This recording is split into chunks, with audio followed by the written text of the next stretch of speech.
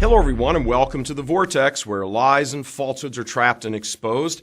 I'm Michael Voris, reminding you to sign up for our daily Church Militant newsletter so you don't end up getting truthful information blocked by liberal social media giants. It's pretty clear right now that a good number of cardinals and archbishops in the United States hierarchy are more than a little shell-shocked from the fallout of the Uncle Ted McCarrick explosion.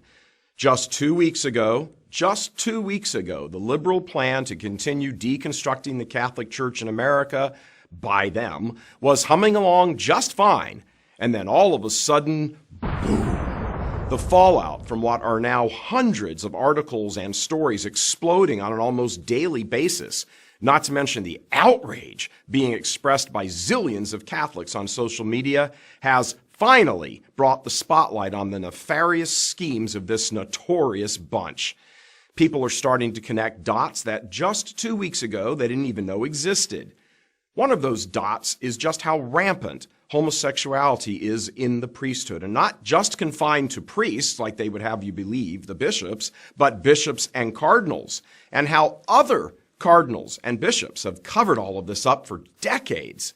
The lies, hypocrisy, blackmail, the filth, the abuse, sexual abuse, financial abuse, abuse of sacred authority by sick and twisted men, it's almost unbelievable. What's being totally exposed is what we could simply term the network. And once you see things through this prism, you wonder how you didn't see it all along. You know, like those pictures, those dots, and they say, look, keep looking in the picture and you'll see another picture. And once you see, you're like, wow, how did I ever miss that? The network is a collective of various levels of pro-homo-communist-minded clerics, all swimming in the same cesspool. There may be some in that cesspool who are there somewhat naively, but given recent revelations, not many. When Joseph Stalin gave orders in the 1920s for Catholic seminaries to be infiltrated by young communist agents with his words, neither faith nor morals, it was homosexuals who did the infiltrating. This intelligence was passed along by Communist Party USA member Bella Dodd, selected to do the actual recruiting and placement of these homo-communist infiltrators. Dodd came clean on her part in the plot once she converted to Catholicism in the 1950s under Bishop Sheen. Once these agents worked their way into the system, and some of them advanced, they slowly began introducing little notions here and there meant to sow doubt in the minds of Catholics about church teaching. This was told to Church Militant by Dr. Alice von Hildebrand, who along with her husband Dietrich von Hildebrand became very good friends with Dodd, who told them all about the seminary plot. Little by little, these men became ordained and moved up the ladder, introducing various heretical ideas under the guise of new philosophies or theological approaches, but many of them were also practicing homosexuals who, once they reached a certain level, began recruiting other homosexuals into the seminaries as well. And not only were other homosexuals recruited, but good men were blocked from getting in or eventually getting ordained. A decided shift in how the church approached poverty, for example, was one of those ideas introduced. In centuries gone by, religious orders were jammed to the rafters with people who wanted to give their life's work to helping the poor or teaching them or all of that kind of work, the corporal works of mercy. But suddenly, in the 1960s, at the same time the church's teaching was being replaced with revolutionary theological notions, a massive push in the area of so-called social justice exploded onto the scene, with many of the same professed goals as Marxist communism. Today, the so-called Catholic social justice movement is barely distinguishable, at least in principle, from the Communist Manifesto. Saul Alinsky found willing allies in some influential members of the Chicago Catholic clergy beginning after World War II, right about the same time the original homo-commie agents would have started coming into their own in positions of authority in the church.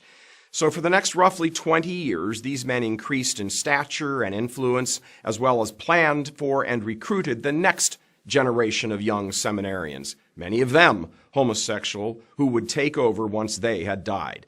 So the timeline plays out like this, roughly. For about 20 years, the 1920s and 30s, 1,100 homo-communist agents infiltrate the U.S. Catholic seminaries. The 1940s and 50s, some number of them, at varying rates, because this happened over the course of 20 years, gained strong footholds and positions of influence at various levels of leadership and begin affecting change in theological arenas as well as new approaches to the church's social teachings. In the 1960s and 70s, as they were in their 60s and 70s in their age, they ensured that the new crop of seminarians is very much like them, homosexual and social activists with an emphasis on socialism.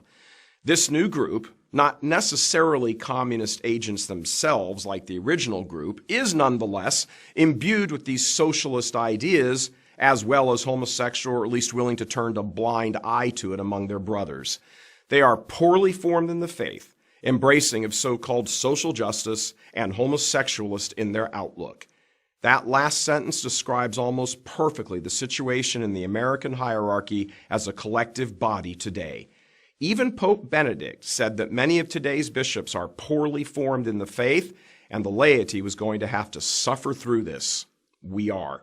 So look at what we have today, a hierarchy embracing almost all of the entire socialist political agenda, embracing practically anything gay, and working feverishly to destroy or supplant tradition at every turn. They work in concert with each other, even appearing in the same talk show formats, to smilingly sit there, look all sweet and funny and kind and approachable, while they're spreading their propaganda with the assistance of other men, just as committed to the homosexual communist agenda as they are. And the aim of that agenda is to destroy the church from within. And being honest, they've done a mighty fine job. What they did not count on was the ability of the laity, the faithful laity, through technology, to expose them and their evil. This has been going on for decades. Active homosexual bishops and cardinals who are predators. But they were able to pretty much keep the lid on all this because the technology was not in place to bring it all into focus at the same time.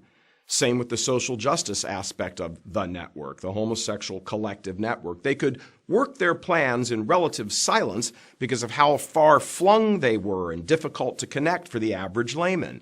So in every area of church life, liturgy, devotions, religious orders, universities, theological training, art and architecture, it doesn't matter, you name it, the network has almost completely wiped out anything Catholic and replaced it with a substitute. The effeminacy of a huge number of priests today has been widely commented on. The horrible catechesis, the false ecumenism, the billions and billions in government handouts, all of it has completely reshaped the church, right in accord with Stalin's original plan a little less than 100 years ago. The aim of the plan was to first remove the church as an obstacle to world domination by socialists, meaning communists, and second, to co-opt its institutions and personnel to help bring the revolution about. But their evil has caught up with them. They are being exposed as depraved homosexuals hiding in robes with no faith and no morals, who hate the church, her morality, and her natural law clarity. Alma McCarrick fits the bill completely, a man with no faith and no morals, deeply involved in the socialist Catholic Relief Services business, pushed nonstop, mind you, by the nation's bishops. He's not alone among senior members of the U.S. hierarchy. He just got caught and exposed. All of this is nothing less than a homosexual communist clerical cesspool. And if there was ever a swamp in need of draining, this is it. God love you. I'm Michael Voris.